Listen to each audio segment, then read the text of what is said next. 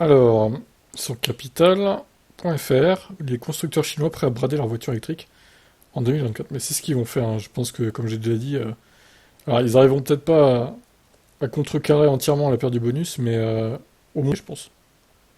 On va écouter donc cet article.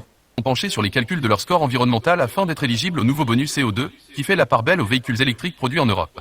Au Salon automobile de Lyon, les marques chinoises nous disent ne pas vouloir se laisser faire, avec des projets d'usines européennes et d'adaptation de leurs prix.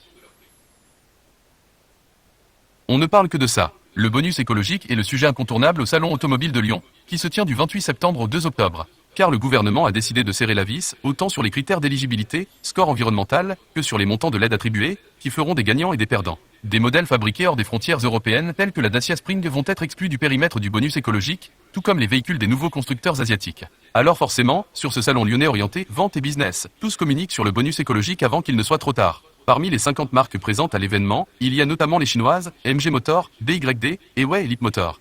Quand on les lance sur le sujet du bonus écologique, les réactions sont similaires. Ils ne comprennent pas la mesure et ne comptent pas se laisser faire. Le gouvernement réuni même ses bannis du bonus ce vendredi. En attendant d'en savoir un peu plus, Capital a recueilli leurs propos sur leur stand. Nous ne cherchons pas à contester le principe d'avoir un bonus calculé sur les émissions de CO2 à la production. Nous avons en revanche un peu plus de mal sur la méthode, le timing et la manière dont cela a été amené par le gouvernement. Ce n'est pas très fair-play, il s'agit avant tout de mesures protectionnistes et non écologiques. Avance le constructeur. Ah, pas très fair-play, bon, après, le gouvernement défend l'intérêt de son pays aussi, bon. Je pense qu'ils peuvent comprendre, quoi. C'est pas une question de fair-play, on n'est pas dans du sport, là. C'est un peu des mesures écologiques aussi, je peux te MG Motor. Tous sont à leur calcul du score environnemental pour rendre leur copie définitive au gouvernement d'ici quelques semaines, mais cherchent également le moyen de contourner la mesure. Bientôt des usines en Europe pour les Chinois. Ainsi, MG Motor a programmé dans son plan de développement l'implantation d'une usine en Europe. La logique est la suivante, être présent industriellement sur le marché européen pour s'affranchir des taxes de douane et des coûts de transport. Le constructeur chinois dit être actuellement en prospection pour définir le pays qui pourra accueillir cette future usine MG. Sachant que les prises de décision et les mises en action chez les Chinois sont généralement très rapides, on pourra voir ainsi produire des voitures MG en Europe peut-être dès 2025, ce que le constructeur ne contredit pas. À lire aussi bonus écologique, demande, montant et conditions 2023. Même combat chez BYD qui, pour rester dans la course au bonus écologique et faire sauter les barrières environnementales, réfléchit à une implantation géographique européenne. Alors qu'elle a déjà une usine en Europe qui fabrique des bus électriques, cette marque chinoise veut aussi sa propre usine de voitures sur le vieux continent. La localisation sera connue très prochainement, peut-être même d'ici la fin de l'année, pour un démarrage de production dès 2025 aussi. Ce qui est sûr, c'est que ce ne sera pas la France. Vers une baisse des prix des véhicules électriques chinois. Avoir une usine est donc la réponse des constructeurs éjectés du champ du bonus. Mais il y aura un petit temps de flottement au cours de l'année 2024, où leurs modèles ne seront pas éligibles au nouveau bonus.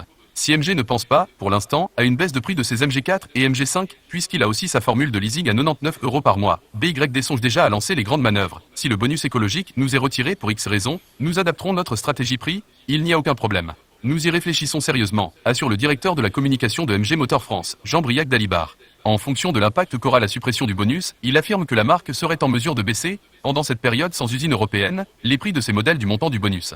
Soit de 5 000 ou 7 000 € sur la Dolphin qui coûte 28 900 €, la Seal qui s'affiche à partir de 46 900 € et la TO3 dont le tarif démarre à 43 690 €. Alors, s'ils arrivent à baisser le prix de 5 000 €, franchement, c'est balèze, hein. Là, ils vont rogner sur leur marge, hein. Bon, chez Huawei, il n'y a pas de communication officielle, ni de directive particulière.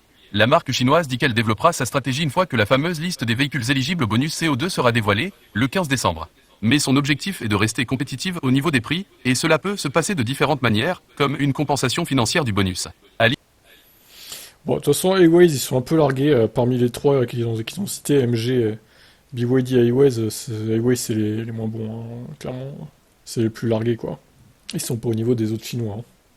Aussi bien au niveau de l'efficience, l'autonomie ou même de la beauté des voitures, on va dire. C'est mon avis en tout cas. Bon voilà, les constructeurs chinois sont prêts à contre-attaquer. J'ai hâte d'en savoir plus. Ciao ciao.